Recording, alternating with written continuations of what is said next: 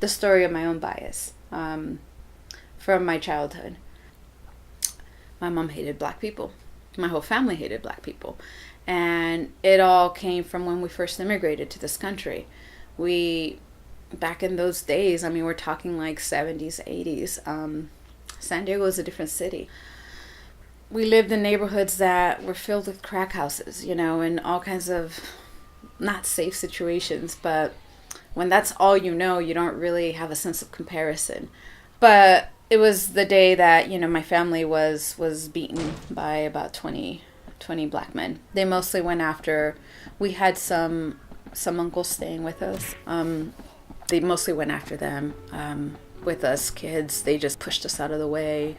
One of my sisters, they punched her, and it was absolute chaos. And when you're stuck in a moment like that, you think it goes on for longer than it actually does. I mean, the whole thing was very quick. It was real quick.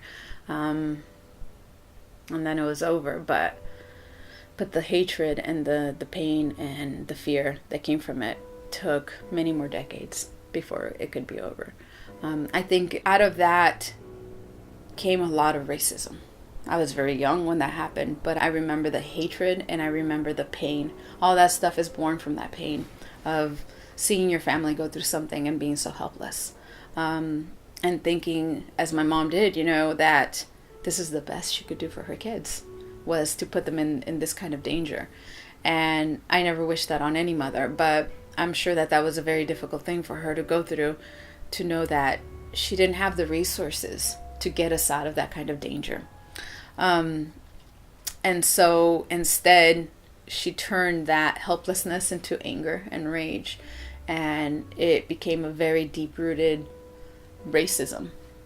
I chose a different path in life. I followed my education, and so it became very difficult for me that I became exposed to all kinds of people in life, very diverse kinds of people, and to go home and try to have this conversation of, no, Mom, not all black people are going to hurt you.